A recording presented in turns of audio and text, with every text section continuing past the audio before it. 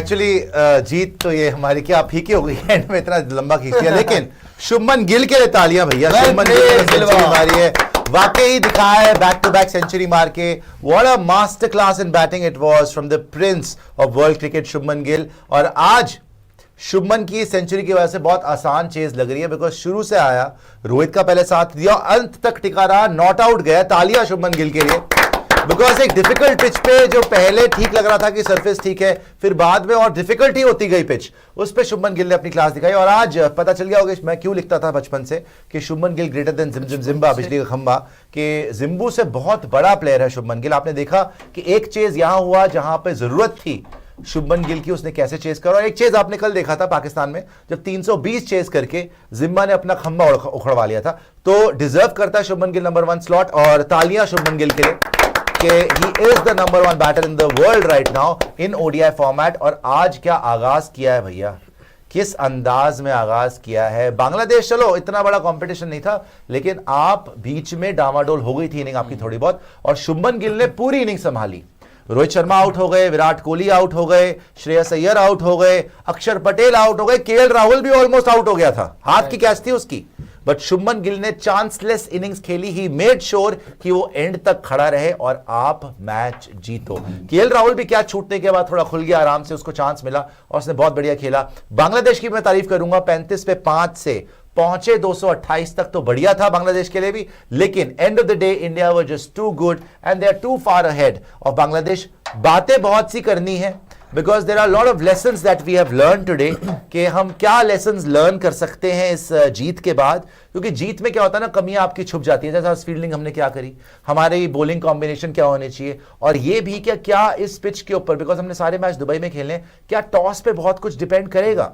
Because आपने देखा second half में स्पिनर्स को बहुत मदद मिलने लग गई, तभी शायद बांग्लादेश ने टॉस जीतकर आज बैटिंग करी। क्या आप आगे जाते हुए टॉस जीत के बैटिंग ही कराएंगे पूरे टूर्नामेंट में, और टॉस नहीं जीतते स्पिनर्स की क्या जरूरत पड़ेगी जब आप सेकंड बॉलिंग कर रहे हो। पहली जब आप बॉलिंग कर रहे थे शायद स्पिनर्स इतने इफेक्टिव नहीं थे, हालांकि अक्षर पटेल ने ऑलमोस्ट हैट्रिक ले ली थी, कुलदीप की बॉल पे भी कैचेस छूटी, लेकिन उसके बाद आराम से वहां पर बांग्लादेश ने भी रन बनाए। तो बहुत सारी बातें करनी है, लेकिन पहले शुभमन गिल के लिए एक बार बजा दीजिए और उसके बाद आपकी छुट्टी। शुभमन गिल के लिए बजा दीजिए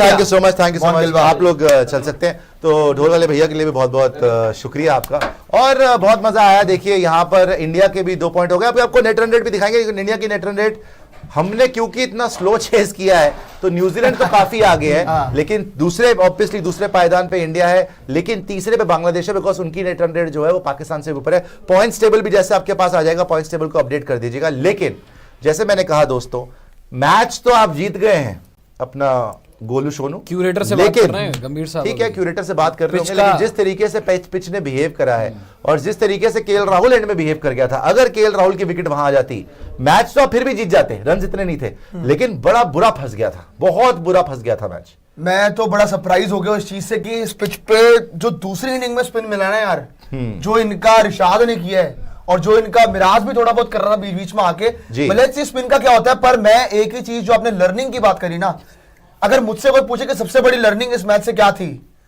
मेरे लिए यही लर्निंग थी कि रोहित शर्मा की विकेट के बाद आप डर जाते हो। मुझे ऐसा लगा, मतलब आप घबराना शुरू कर देते हो। अगर ये गिल इंडिविजुअल ब्रिलियंस नहीं दिखाता, आप फंस जाते।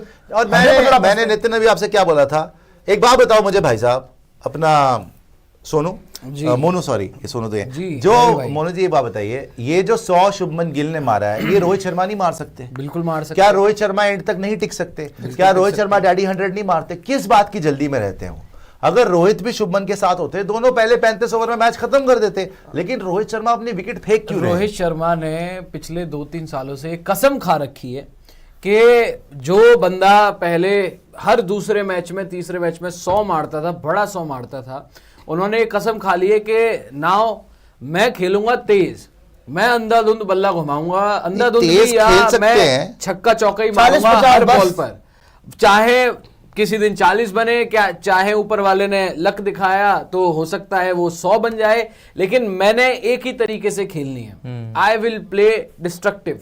ये रोहित शर्मा ने जो है वो ठान रखा है। हमने पूरा ओडीआई वर्ल्ड कप देख लिया, हमने एशिया कप देख लिया 50 ओवर फॉर्मेट का, हमने यहाँ तक कि टेस्ट मैचेस भी देख लिए यार। टेस्ट मैचेस में भी ऊपर से आके रोहित शर्मा ने वही गेम प्लान बनाया है। तो ये बिल्कुल सही बात है कि अगर रोहित टिके, बीच में खेले, अभी 100 मारा है इंग्लैंड के खिलाफ पूरा, लेकिन तरीका वही, वहां पर भी 70-80 बॉलों में 100 मारा रोहित शर्मा ने।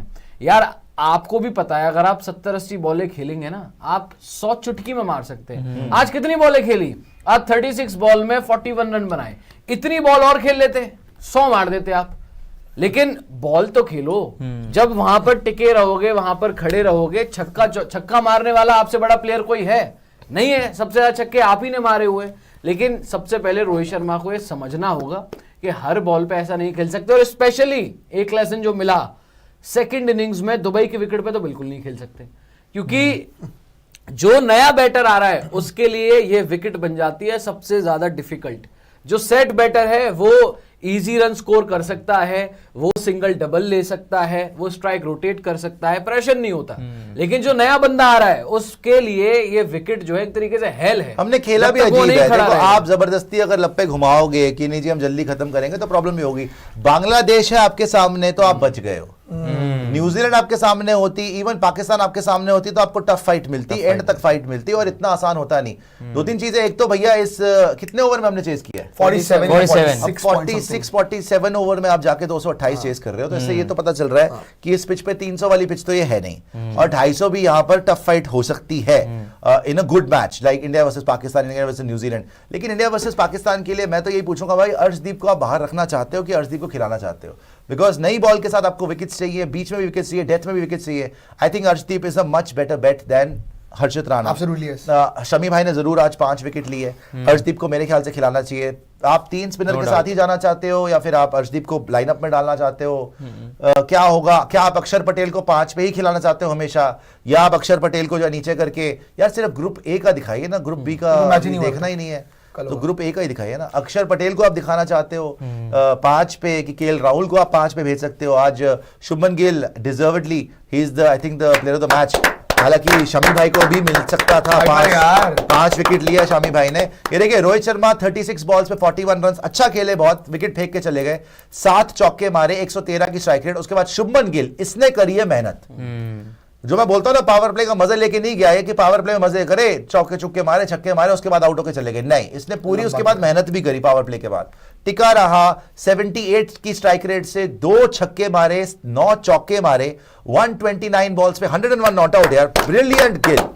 एंड उसके बाद विराट कोहली जी, इनकी भी बात करो, बिकॉज मैंने जो थंब भी दिया हमने कि शुभमन का 100, क्या विराट का फॉर्म कंसर्न है? देखिए आपकी कॉम्पोजिशन क्या होनी चाहिए अगले मैचेस के लिए, मतलब आपकी बेस्ट प्लेइंग 11 क्या होगी, उस पर बात कर सकते हैं। हालांकि अब तो आप जीत गए हो, तो सेमी प्लेइंग 11 के साथ जाएंगे ये लोग। विराट कोहली की फॉर्म क्या वाकई कंसर्न है, वो जिस तरीके से खेल रहे हैं। श्रेयस अय्यर, अक्षर पटेल, केएल राहुल, ये बड़े मैच में क्या करेंगे? ये जब बड़ा मैच आएगा, हालांकि अक्षर ने तो वर्ल्ड कप फाइनल में T20 में मारा है, लेकिन बड़े मैच में जब ओडीआई में आपको जरूरत थी, या उसमें तो वैसे था ही नहीं अक्षर, लेकिन श्रेयस अय्यर, केएल राहुल, ये पहले ही मरवा चुके हैं आपको वर्ल्ड कप। तो ये यहाँ पर इन पे कितना भरोसा है? स्पेशली मैं तो बात तो कोहली की होनी चाहिए और बेस्ट लाइनअप की होनी चाहिए, लेकिन उसके बाद केएल राहुल, चलो कैच छूट गई, लेकिन उसके बाद खेला बड़ा अच्छा, 47 पे 41 नॉट आउट, 2 छक्के 1 चौका, बढ़िया खेला, 87 पे खत्म हो गया, वापस आ जाए। बट हम सारी बातें करें उससे पहले अगर शुरू करें शुरू से, तो वहां पर आपको दिखेगी आपकी गलतियां, और जो की है फील्डिंग में। तो देखो अगर आप कैचेस 35 में 5 थे, अगर आप स्टंपिंग करते तो ना ये 229 रन बनाते, ना आप 47 ओवर में उसको चेस करते। सिंपल, अगर वो 100 रन पर ऑल आउट होते, या बहुत से बहुत हद से हद एक अच्छी पार्टनरशिप लग गई 150 रन 35 पे 5 के बाद, लेकिन अगर आप 228 बनवा दोगे और उसके बाद जो है चेज में आओगे और फिर ऐसे लड़खड़ाते हुए चेस करोगे, तो कहीं ना कहीं कंसर्न जो है वो और ब्रॉडर वे में आपको कोबरा नजर 100% आएंगी। ये- ये फील्डिंग वाला, और एक सेकंड और लूंगा, प्लस जब आप खेलोगे न्यूजीलैंड के अगेंस्ट, देखो पाकिस्तान वाला गेम इंपॉर्टेंट गेम है, लेकिन फील्डिंग एस्पेक्ट से अगर मैं देखूं, न्यूजीलैंड मेरे हिसाब से तो इस पूरे टूर्नामेंट की बेस्ट टीम है जो फील्डिंग करती है अच्छी।